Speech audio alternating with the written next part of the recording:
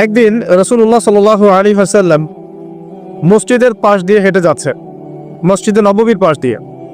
তখন সাহাবায়ে কেরাম রাদিয়াল্লাহু আনহুম আজমাইন তারা মসজিদের মধ্যে বসে একটা বিষয় নিয়ে কথোপকথন করছিলেন। তো নবী সাল্লাল্লাহু আলাইহি ওয়াসাল্লাম জিজ্ঞাসা করলেন যে তোমরা কি নিয়ে কথা বলছো, তোমরা কি নিয়ে কথোপকথন করছো? তখন সাহাবায়ে কেরাম রাদিয়াল্লাহু আনহুম তারা বলছেন যে আমরা কিয়ামতের আলামতগুলো নিয়ে কথা বলছিলাম। কি নিয়ে কথা বলছেন? কিয়ামতের আলামতগুলো নিয়ে সাহাবীরা কথা বলছেন। তো সাহাবীদের কিয়ামতের আলামত নিয়ে কথা বলার কি দরকার ছিল?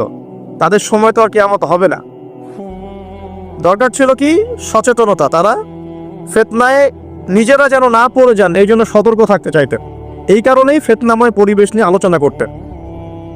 তো নবী সাল্লাল্লাহু আলাইহি ওয়াসাল্লাম তখন বললেন, দেখো যতদিন পর্যন্ত 10টা আলামত প্রকাশ হচ্ছে না ততদিন পর্যন্ত কিয়ামত হবে না।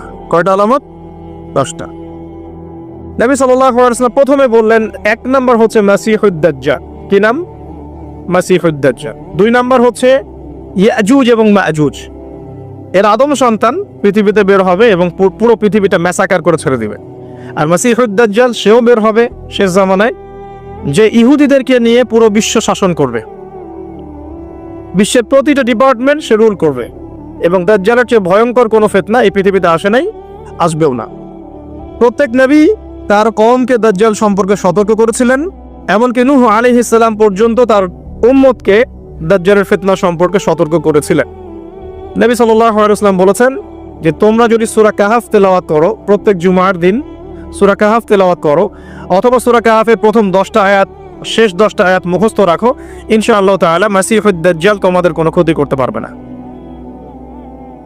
1 মাসিহুদ দাজ্জাল, 2 ইয়াজুজ আর মাজুজ, 3 হচ্ছে ঈসা ইবনে মারইয়াম। ঈসা ইবনে মারইয়াম যতক্ষণ পর্যন্ত না আসছেন, পৃথিবীতে আবার ইউটার্ন না করছেন এবং তার হাতে মাসিহুদ দাজ্জাল নিহত না হচ্ছে, কিয়ামত হবে না।